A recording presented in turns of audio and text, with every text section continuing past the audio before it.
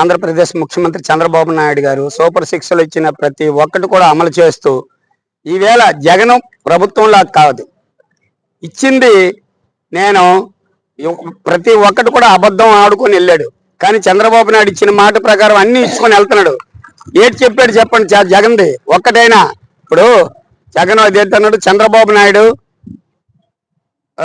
బాబు సూర్తి భవిష్యత్తు గ్యారంటీ, బాబు సూర్తి ఉద్యోగం గ్యారంటీ, బాబు సూర్తి అభివృద్ధి గ్యారంటీ. కానీ జగన్ సూర్తి అబద్ధం గ్యారంటీ, జగన్ సూర్తి ఆంధ్ర రాష్ట్రం నాశనం గ్యారంటీ అన్న నినాదంతో వెళ్ళి ఈవేళ చంద్రబాబు నాయుడు ఏదైతే అన్నాడో అంతకన్నా మిక్కిలి ఒకటికి రెండు కలిపి ఎన్నో. ఇప్పుడు ఎలక్షన్లో ఏ హామీలు ఇవ్వలేదు, అన్నా క్యాంటీన్లు ఇవన్నీ కూడా అన్ని నిన్నే డిఎస్ తీశారండి. ఎంతమంది నిరుద్యోగ యువకులు ఈవేళ పట్టభద్రులు అయ్యారు, ఎంతమంది ఉద్యోగస్తులు అవుతున్నారు, ఎంతమంది టీచర్స్ అవుతున్నారు. ఇవన్నీ కూడా చంద్రబాబు నాయుడు గారు చేసిన పనికి జగన్ ఏ మూలన పనికిరాడు. రేపు ఎట్టి పరిస్థితులు కూడా మళ్ళీ మళ్ళీ మళ్ళీ చంద్రబాబు నాయుడు గారు మళ్ళీ ముఖ్యమంత్రి అవుతారు. నేనైనా అన్నాడు ఒక నాయకుడు, 3 సంవత్సరాలు ఇంకా 2 సంవత్సరాలు అయిపోయింది, ఇంక 3 సంవత్సరాలే కాదు.